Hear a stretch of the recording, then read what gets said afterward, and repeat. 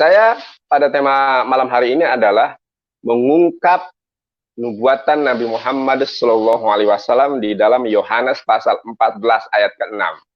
Ya, mungkin Anda baru mendengar, ya. Mudah-mudahan ini menjadi berkat buat kita semua, ya.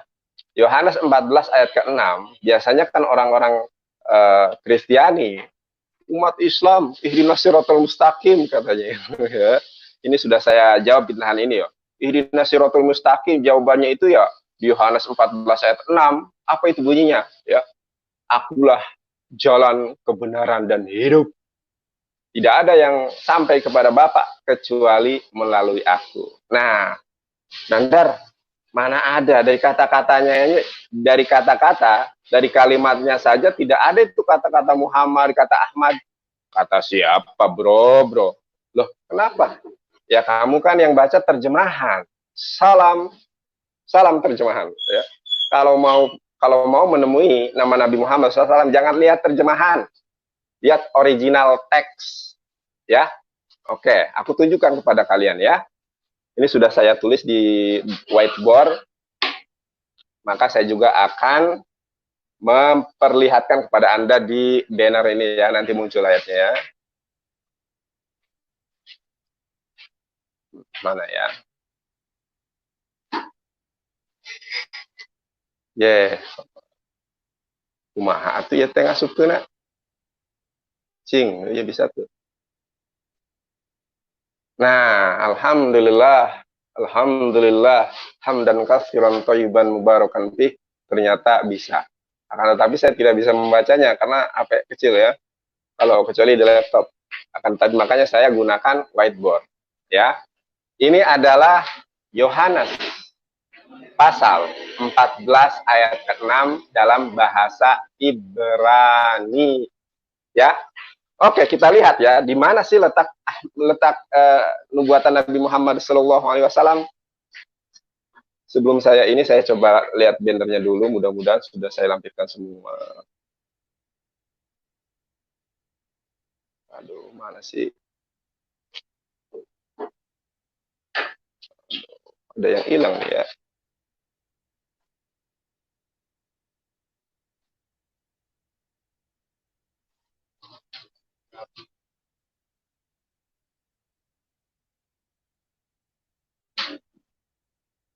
Ya, hilang satu deh, nggak apa-apa deh, ya.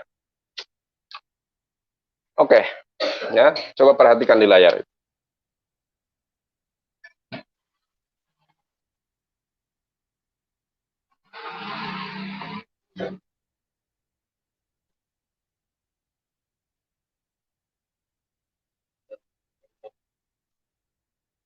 Kelihatan ke saudara? Ya, Anda lihat di gambar aja ya, itu adalah Yohanes pasal 14 ayat ke-6. Saya bacakan bahasa Ibraninya, ya. Payomer, Allow Yeshua, ya. Payomer, Allow Yeshua, Anoki Haderek, Weahmat, Weamat, ya. Wehayim, Wehayim. Nah, ya. Lalu di mana letak nubuatannya? Begini ya. Nabi Isa alaihissalam adalah seorang nabi yang pengajarannya itu penuh ilmu mantek, ya, ilmu perumpamaan, silogisme, perumpamaan. Orang-orang yang nggak nyampe otaknya nggak paham. Makanya para murid juga itu banyak yang nggak paham tentang perumpamaan Yesus Hamasiah. Alhamdulillah, mudah-mudahan Allah Subhanahu Wa Taala memberikan kita hikmah sehingga kita memahami ya perumpamaan yang disebutkan oleh Nabi Isa alaihi salam, ya. Nah, ini perhatikan saudaraku, mana ya. Nah, Payomer Law Yeshua, ya.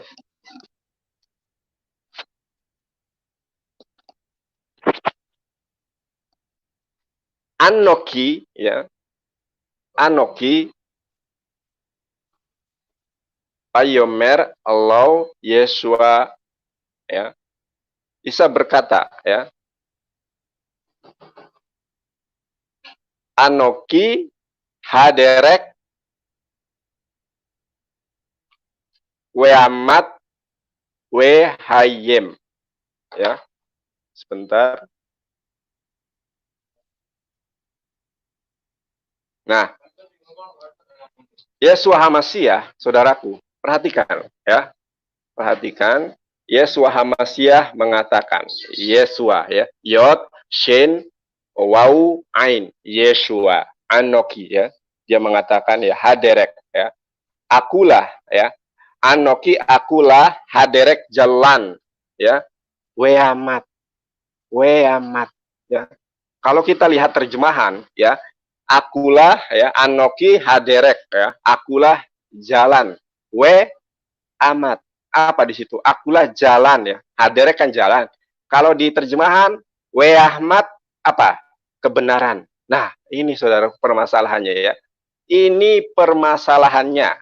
Oleh karenanya ya, kenapa teman-teman Kristiani tidak mengenali Nabi Muhammad Shallallahu Alaihi Wasallam? Karena we Ahmad diterjemahkan menjadi kebenaran.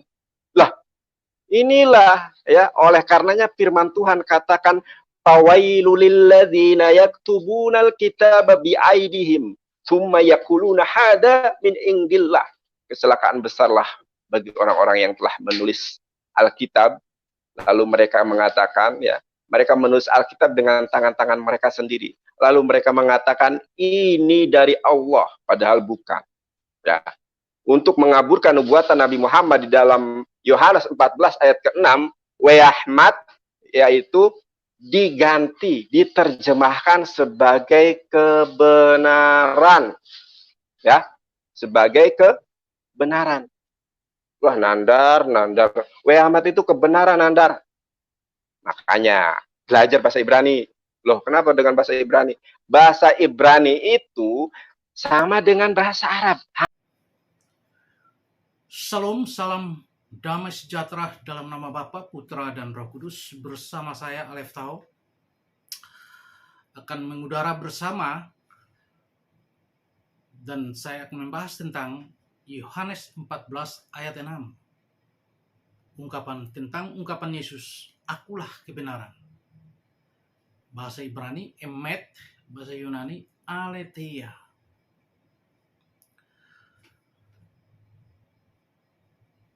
Dalam peristiwa ini, saya akan mengomentari sebuah video yang mengklaim bahwa ada Nabi Muhammad dinubuatkan di dalam ayat tersebut. Tadi kita sudah saksikan video bagaimana Nandar berkomentar dengan mengklaim bahwa ada nubuat Nabi Muhammad di dalam Injil. Nubuat itu terdapat di dalam Injil Yohanes 14 ayat 6. Tentang ungkapan Yesus, akulah kebenaran. Dalam bahasa Yunani, Aletheia, dan bahasa Ibrani, Emet. Menurut Nandar, kata Emet atau kebenaran menunjuk kepada Nabi Muhammad atau Ahmad. Klaim ini tidak perlu ditolak oleh kekristenan, tapi sebagai ajakan untuk berkomunikasi secara teologis untuk menemukan maksud dari teks tersebut. Dan hanya teks yang memberi jawaban secara akurat sesuai dengan nubuat-nubuat kitab suci. Saya akan membacakan Yohanes 14 ayat 6 dalam bahasa asli Yunani, bahasa terjemahan Ibrani, Inggris, dan Indonesia. Agar kita lebih memahami dan mengerti secara lengkap dari teks ini. Yohanes 14 ayat 6. Kata Yesus kepadanya, akulah jalan dan kebenaran dan hidup.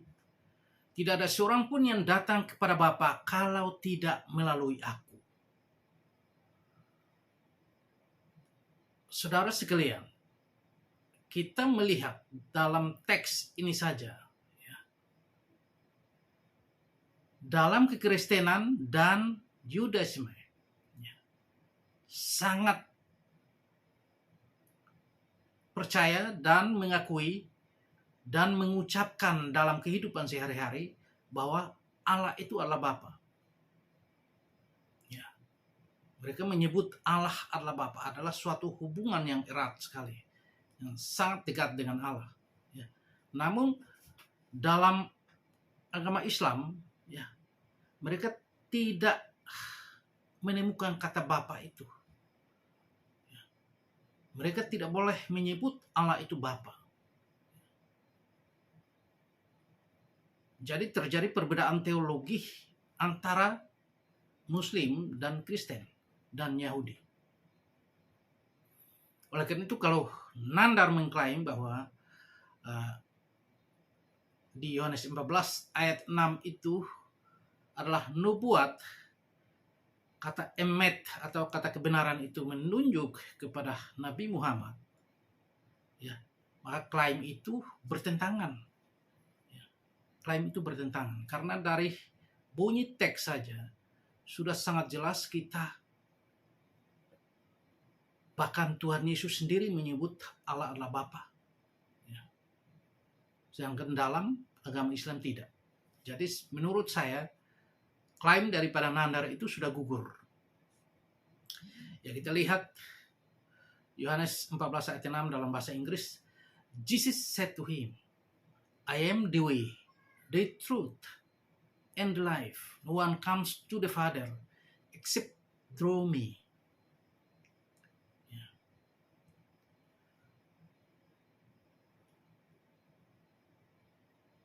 Dalam bahasa Yunani, itu bahasa asli Perjanjian Baru, Yohanes 14 ayat 6 berbunyi demikian. Lege auto ho Iesus egoimi he hodos kai he aletheia kai he zoe odis erketai proston patera emi di emo. Jadi ada kata patera di situ. Lalu dalam bahasa Ibrani Yohanes 14 ayat 6, wa yomer elau Yesua anoki haderek weha emet weha hayim weslo yavo el haav bileti al yadi. Ya. Jadi dalam bahasa Ibrani pun Tuhan Yesus, Yesua, menyebut Allah adalah Av atau Bapa, ya. Ab atau Bapa. Ya. Jadi teologi Kristen itu sangat berbeda.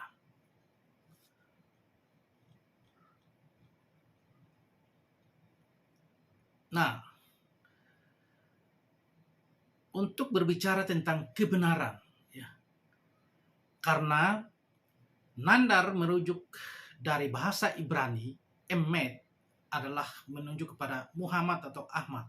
Maka saya membahasnya dari bahasa Ibrani dan akan masuk ke dalam bahasa Yunani tentang aletheia supaya kedua kata ini dikombinasikan untuk kita mendapatkan identitas yang jelas secara teologis dan filosofis, arti yang sesungguhnya daripada teks yang dimaksud. Nah, dalam bahasa Ibrani, kata emet itu terbentuk dari 3 kata bahasa Ibrani, 3 huruf bahasa Ibrani, yaitu alef, mem, dan tau atau taf. Aksara alef adalah huruf pertama dalam urutan abjad Ibrani modern. Sedangkan pada zaman Musa disebut Paleo Ibrani, ditulis dengan kepala lembu, melambangkan kekuatan. Nah, aksara alef adalah simbol tentang kepribadian Allah atau Elohim. Alef adalah simbol dari Allah sebagai kepala, pemimpin yang utama dari segala sesuatu, kekuatan, sumber hidup segala sesuatu. Dalam Sefer Yetzirah, huruf alef adalah raja atas nafas. Udara terbentuk di alam semesta, suhu tahunan, dan jantung dalam jiwa. Ada satu keistimewaan bagi huruf alef yang terwakili di dalam kata emet, dengan memberikan pengertian yang mendalam, yaitu Alef merupakan huruf pertama dari kata Ibrani, emet, artinya kebenaran. Dalam Torah Yahudi, huruf Alef adalah pemberi kehidupan. Jadi huruf Alef sebagai subjek sekaligus objek kajian dari kebenaran dan kehidupan itu.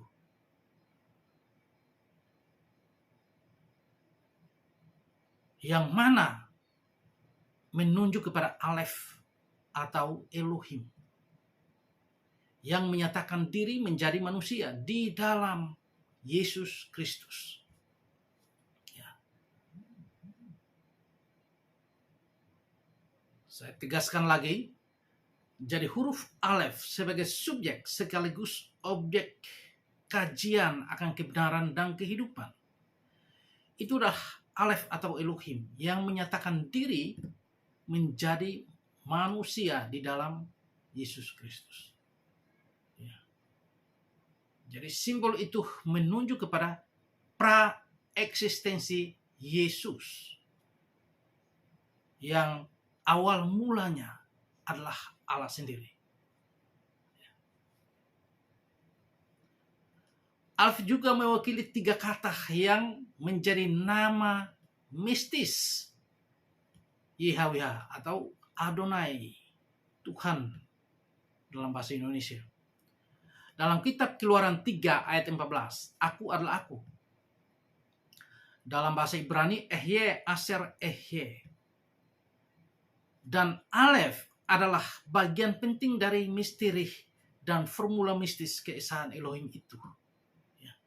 Jadi kata Alef itu menjadi bagian penting di dalam Ehye, Aser, Ehye. Alef dalam mistikos Yahudi menunjukkan keesaan Tuhan. Huruf ini sering terlihat sebagai kombinasi dari Yod titik atas, Yod atau titik bawah, dan Waw yang membentuk garis lurus. Yod atas menunjuk pada aspek mistis atau rahasia yang tersembunyi di dalam diri Allah. Sedangkan Yod bawah menunjuk pada aspek pernyataan dan kehadiran Allah di dunia. Garis lurus dari huruf Alef yaitu Waw yang menghubungkan Yod atas dan Yod bawah sebagai garis yang menghubungkan antara kita dan Dia melalui penyembahan untuk mengenalnya.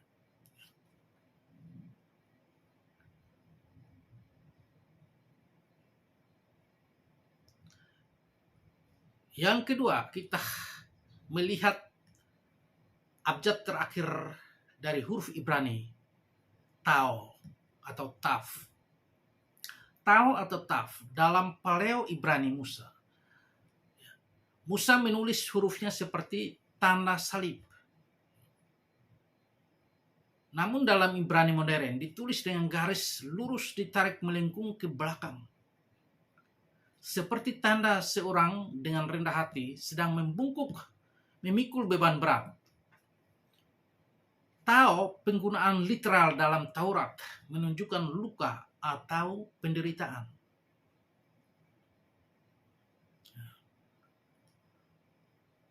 Huruf Tau atau Taf adalah huruf terakhir dari kata Ibrani, Emet,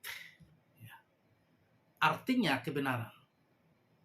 Jadi ada peranan huruf Tau dalam kata Emet, artinya kebenaran. Jadi huruf Tau sebagai subjek sekaligus objek kajian akan kebenaran.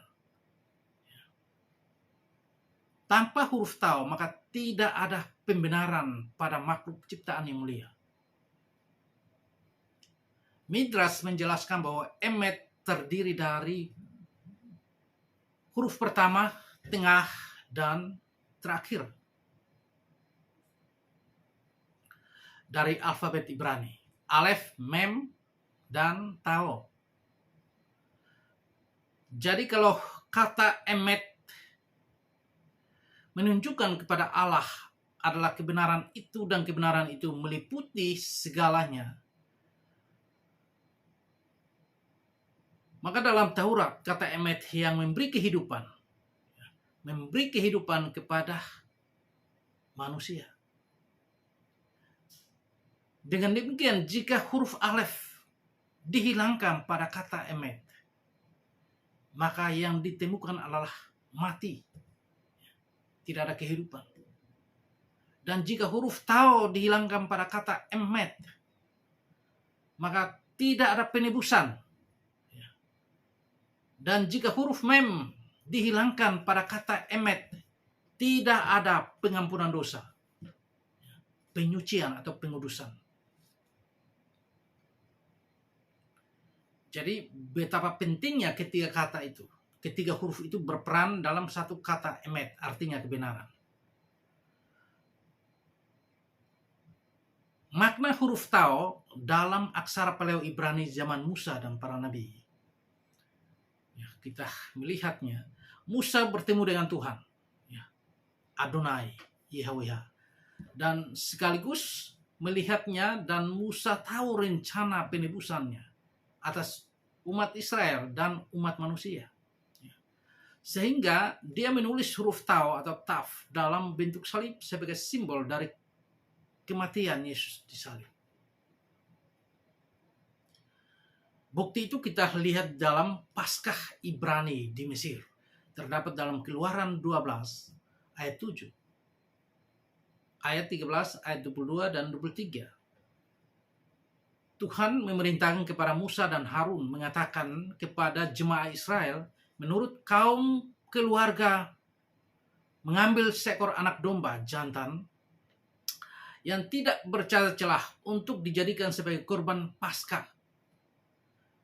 Kemudian dari darahnya haruslah diambil sedikit dan dibubuhkan pada kedua tiang pintu dan pada ambang atas. Pada rumah-rumah di mana orang memakannya. Darah yang dioles pada kedua pintu menggambarkan huruf tau atau taf, seperti tanda salib.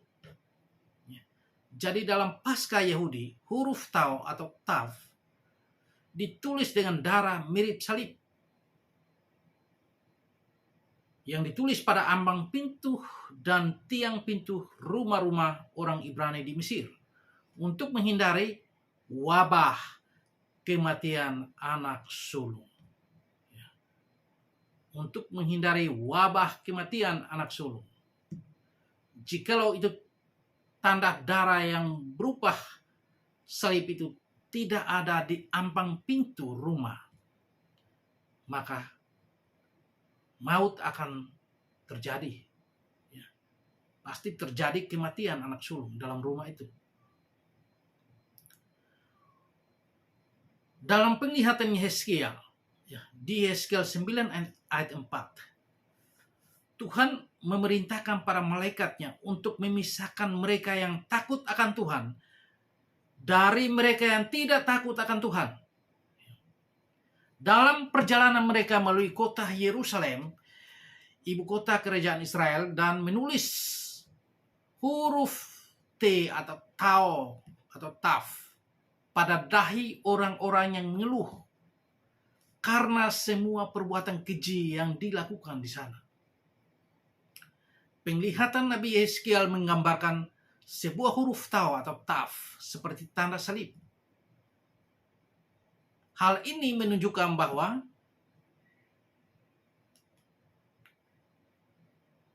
Paskah, ya, sama persis dengan Paskah Yahudi, yaitu darah pada ambang pintu dan tiang pintu rumah-rumah Ibrani di Mesir untuk menghindari kematian anak sulung. Dalam penglihatan Nabi Yeskiel, barang siapa tidak memakai tanda itu, pasti ia mati.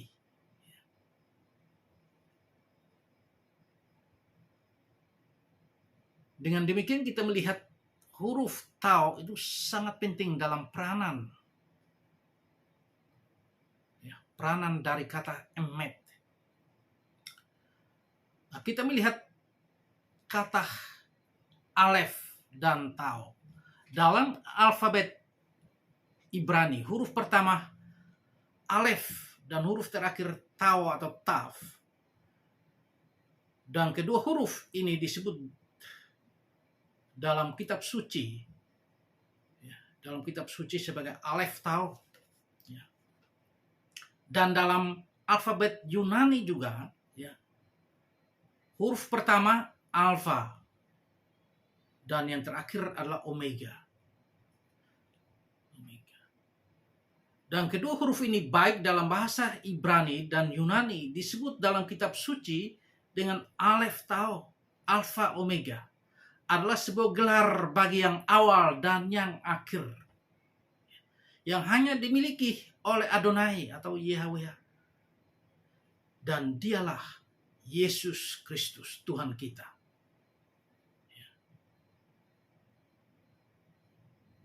Jadi paparan daripada Alef dan Tau yang berperan dalam kata emet, artinya kebenaran, itu sangat luar biasa, menunjukkan kepada pra-eksistensi Mesias atau Yesus Kristus.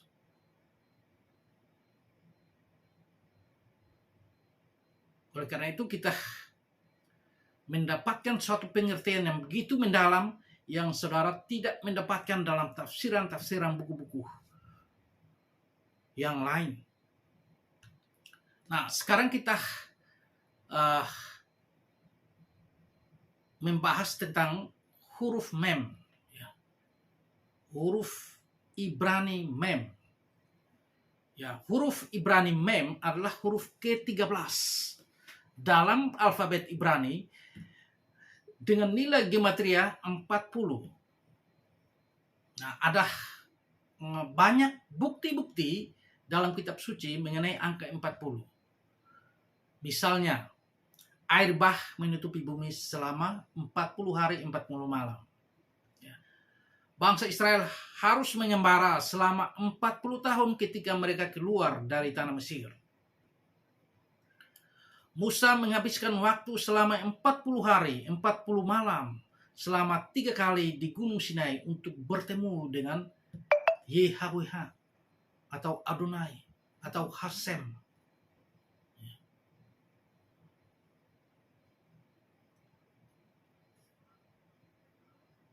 Musa mengutus mata-mata untuk mengintai tanah Kanaan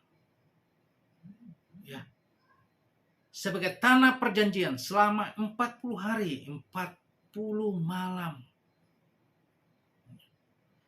Yesus berpuasa selama 40 hari, 40 malam. Yesus naik ke surga pada hari ke-40.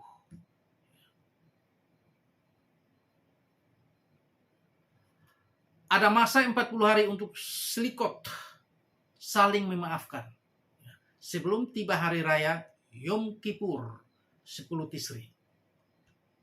Nah, inilah bukti-bukti dari huruf mem menurut gematria.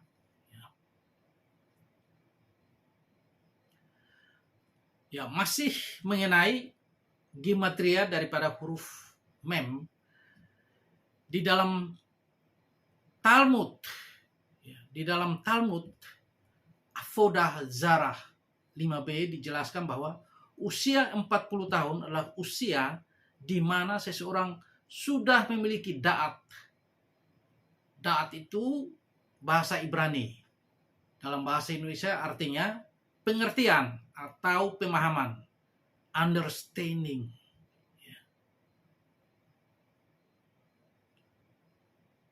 Jadi usia 40 itu matang untuk menerima roh pengertian, pemahaman akan Torah. Jadi seseorang yang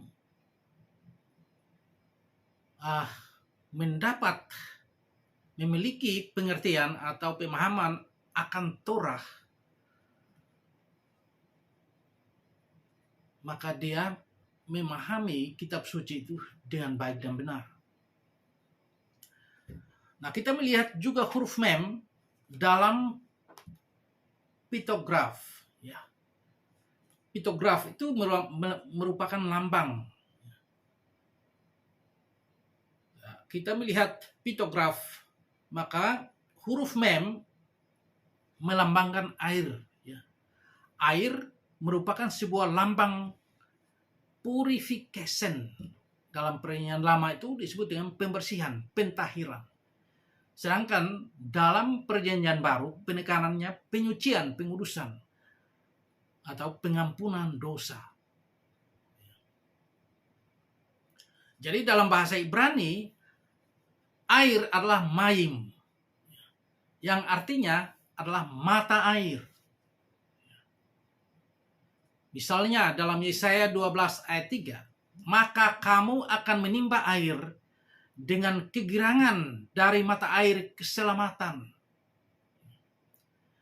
Dari Yesaya 12 ayat 3 kita melihat ada hubungan antara huruf Ibrani mem dengan air, yaitu mayim, yang berhubungan dengan mata air, yaitu mayim, dan berhubungan dengan Yesua atau Yesus. Dan juga berhubungan dengan kata Ibrani Masyak, Mesias.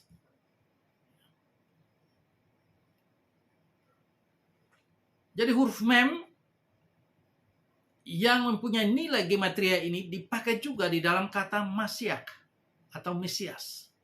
Oleh karena itu ketika melihat kembali kepada Yesaya 12 ayat 3 yang sering dibacakan setiap acara penutupan Sabat Yahudi, itu Hafdalah, maka ada kaitan yang sangat penting pada kitab Yesaya. Huruf mem berkaitan atau berhubungan dengan kata Ibrani Masyak. Ini menjelaskan bahwa Masyak atau Mesias akan membawa daat. Ya. Siapakah Mesias itu? Allah Yesus adalah Mesias itu. Akan membawa daat, membawa understanding, membawa pengertian, membawa pemahaman akan Torah. Seperti air, seperti mata air yang tidak pernah kering. Dan setiap orang yang memiliki kesukaan akan Torah, maka digambarkan seperti pohon yang ditanam di tepi aliran air, yaitu mayim. Mari kita lihat, kita membacanya dalam Mazmur 1 ayat 1 sampai 3. Berbahagialah orang yang tidak berjalan menurut nasihat orang fasik, yang tidak berdiri di jalan orang berdosa, dan yang tidak duduk dalam kumpulan pencemooh. Mazmur 1 ayat 2. Tetapi yang kesukaannya ialah Torah Tuhan atau Torah Yahweh Adonai, dan yang merenungkan Torah itu siang dan malam.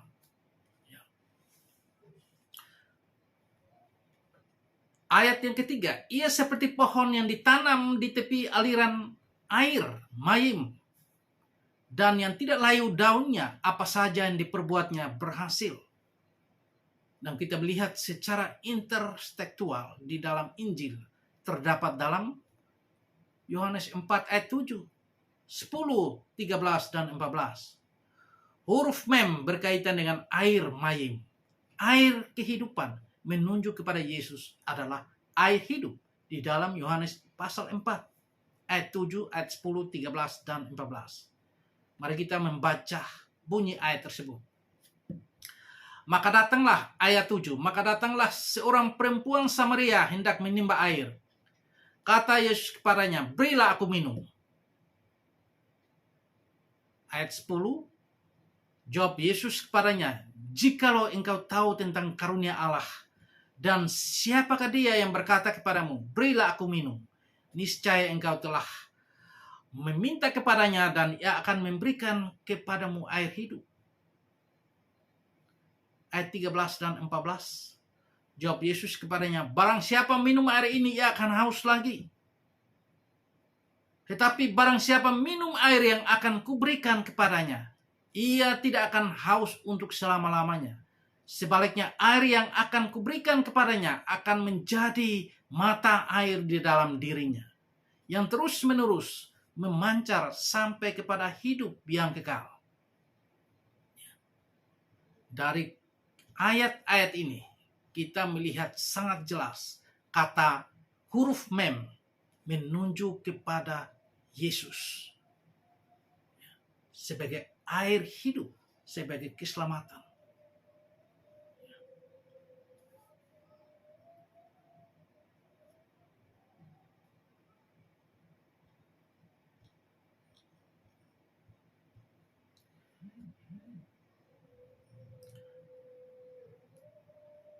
Kita melihat bagaimana huruf mem ya dengan nilai gematria yang berkaitan dengan air atau mayim memiliki arti bahwa Yesua atau Yesus adalah Masiah, adalah Mesias. Kedua, Yesus atau Yesua adalah yang membawa air, ya, mayim, air hidup. Yesua atau Yesus adalah yang akan membawa purification, pembersihan akan dosa, pengampunan dosa, pengudusan atau penyucian akan dosa. Yesua sebagai pembawa daat atau pengertian, pemahaman, understanding, ya, akan Torah seperti mata air yang tidak pernah kering, yang mengalir sampai hidup yang kekal. Ini sangat jelas huruf mem. Nah, kesimpulan dari ketiga abjad huruf Ibrani, alef, mem, dan tau atau tav, saya berikan kesimpulan bahwa huruf alef menjelaskan ketuhanan Yesus. Huruf tau atau tav menjelaskan kemanusiaan Yesus yang mati menebus dosa. Huruf mem menjelaskan tentang pengampunan dosa dan pengudusan di dalam Yesus. Huruf alef, tau, dan Yunani alfa dan omega adalah sebuah gelar bagi yang awal dan yang akhir, yang hanya dimiliki oleh Adonai atau YHWH. Dia adalah Yesus Kristus, Yesua HaMasiah. Dengan demikian, ketiga huruf Ibrani, alef, mem, dan tau atau tav menunjuk kepada Yesus Kristus sebagai sang kebenaran, emet dalam bahasa Ibrani, Yunani aletheia. Ini sangat luar biasa. Ya. Sekarang kita berikan kajian tentang bahasa Yunani aletheia. Yunani aletheia. Lege auto ho Yesus. Egoimi he hodos. Kai he aletheia. Kai he zoe. Odis erketai. Proston patera eme. Di emo. Ya. Jadi kita melihat kata aletheia. Kata aletheia. Pengertian kata kebenaran aletheia dalam bahasa Yunani itu, kata aletheia itu terdiri dari dua kata, a dan lete. A artinya tidak, lete artinya tersembunyi. Jadi aletheia artinya penyingkapan diri Allah atau penyataan diri Allah.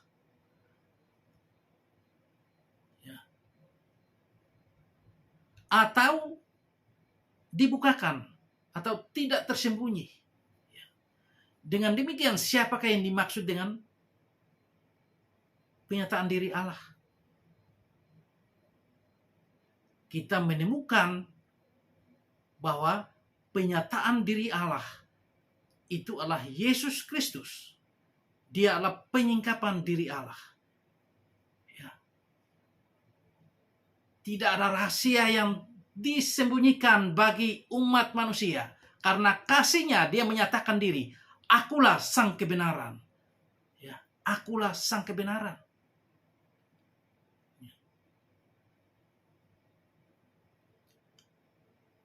Dengan demikian kita mengambil suatu kesimpulan, siapakah yang patut disebut sebagai sang kebenaran, Emet atau Aletheia? Kata ini disematkan pertama kepada pribadi yang turun dari surga. Pertama, kepada pribadi yang memiliki eksistensi yang kekal. Itu yang pertama. Yang kedua, kepada pribadi yang kudus tanpa dosa. Ketiga, kepada pribadi yang turun dari surga ke dalam dunia dan tahu jalan ke surga. Keempat, pribadi yang benar secara mutlak, tidak ada kesalahan pada dirinya dengan mengatakan, akulah sang kebenaran. Kelima, pribadi yang membenarkan, memerdekakan, menebus manusia dari dosa. Keenam, pribadi yang rela mati bagi umat manusia dan diteladani atau dicontoh.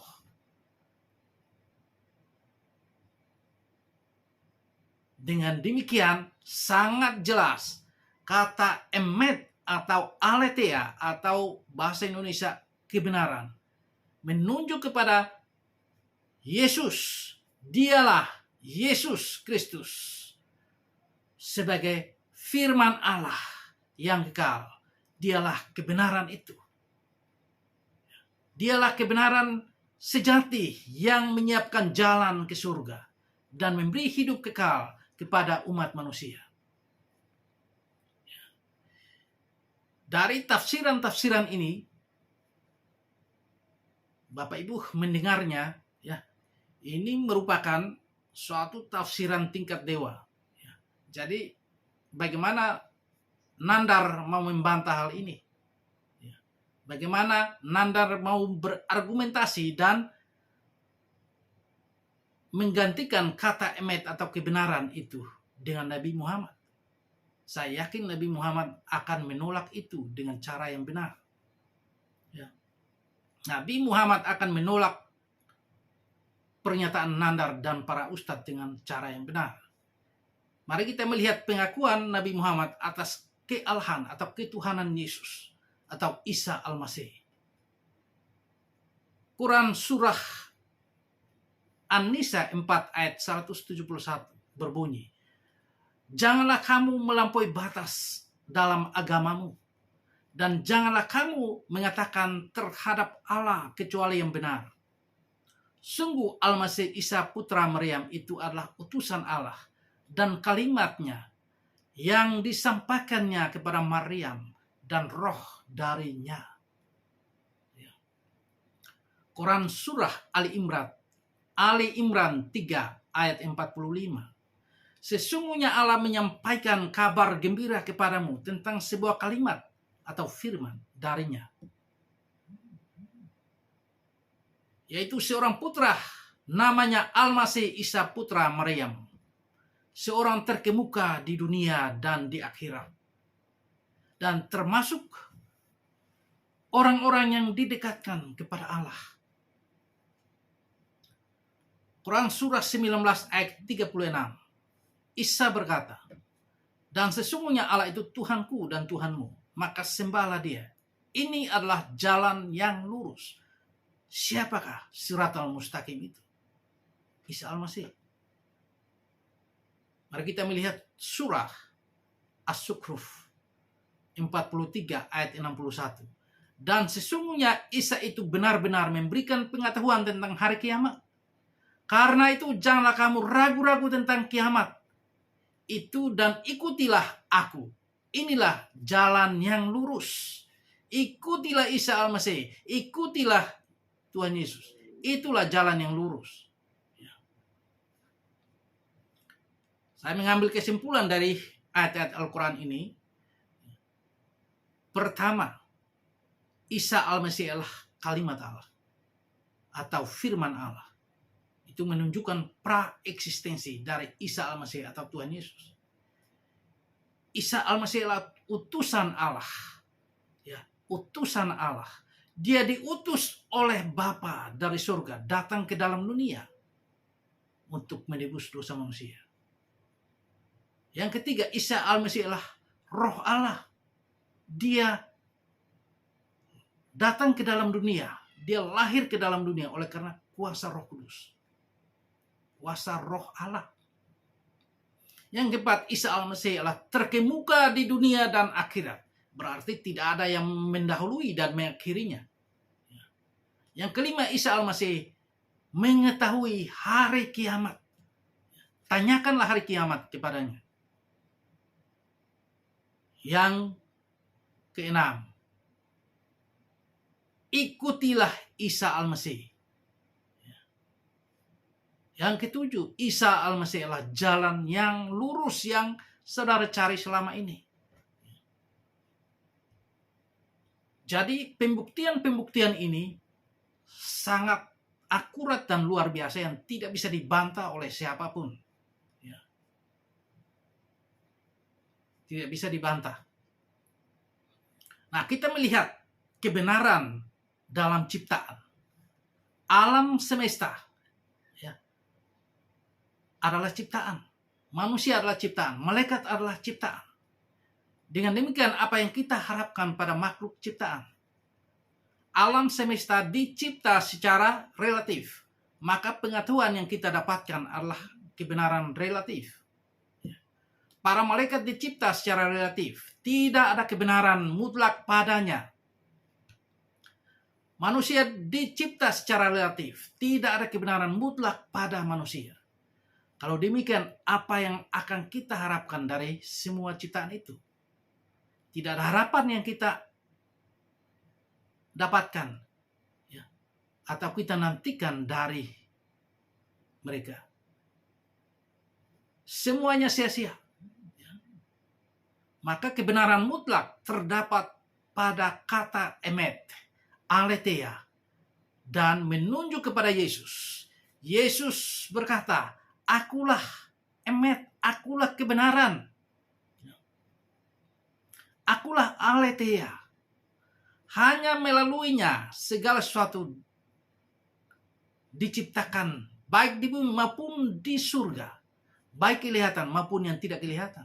Yohanes 1 ayat 3. Kolose 1 ayat 16 dan 17. Dengan demikian, kebenaran atau emet atau aletheia bersifat absolut. Bukanlah definisi istilah.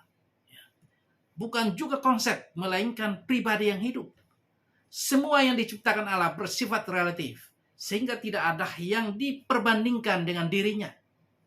Sebagai aletheia atau kebenaran, jangan ada padamu kebenaran lain di hadapan Tuhan Allahmu, di hadapan pribadi Yesus. Jadi Bapak Ibu berpikir selama ini kebenaran itu adalah sebuah susunan kata-kata atau konsep atau definisi istilah. Ternyata kebenaran itu bukan demikian. Ya, kebenaran itu adalah pribadi Allah itu sendiri. Kebenaran itu telah menyingkapkan diri dan mengatakan, akulah kebenaran. Itulah Yesus Kristus. Ya. Jangan pergi kepada yang tidak bertanggung jawab. Jangan pergi kepada yang relatif. Karena hidupmu pasti binasa. Maka pesan saya buat sang Jonathan Nander. Ya. Jonathan Nander menyebut dirinya sang Jonathan Nander. Pesan saya kepada dia dan ustadz-ustadz yang lain, silakan cari tafsiran ini dalam buku manapun. Tidak akan dapat kamu temukan seperti ini.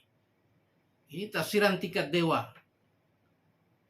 Harapan saya sebuah Nandar itu jangan memanipulasi kitab suci. Ya, jangan berbohong tapi bertobat. Beritakan kabar kebenaran itu dengan sesungguhnya supaya orang lain melihat kerajaan Allah. Ya, jangan kamu membawa orang ke neraka.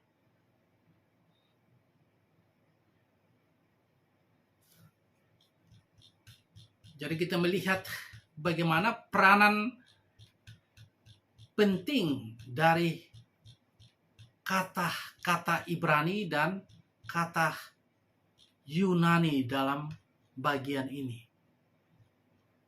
Bapak Ibu, saya tertarik dengan bahasa Ibraninya kalau diterjemahkan secara harafiah. Wayomer ilau Yeshua anuki haderek weha emet weha hayim. Ya. Kalau diterjemahkan secara letterlek, kata Yesus kepadanya, akulah haderek sang jalan. Akulah weha emet sang kebenaran. Akulah weha hayim sang kehidupan. Ya. Kalimat itu menunjukkan bahwa ketiga kata itu bukan istilah, bukan konsep, ya, bukan definisi atau bukan rangkaian kata-kata, tetapi ketiga kata itu menunjuk kepada pribadi Yesus, adalah jalan, adalah kebenaran, adalah kehidupan. Ya. Saya baru bahas satu itu, belum membahas haderek, akulah jalan, hahayim, akulah kehidupan. Kalau ada kesempatan saya bahas ketiga kata ini bersamaan. Dan ini sangat luar biasa. Ya. Semoga pembahasan ini memberkati Bapak Ibu Saudara sekalian dan para penentang atau nandar dan para ustadz bisa melihat hal ini sebagai kebenaran dan sadar memberitakan kebenaran itu dengan baik. Terima kasih, Tuhan Yesus memberkati kita semua. Salam Alef Tau. Tuhan Yesus memberkati.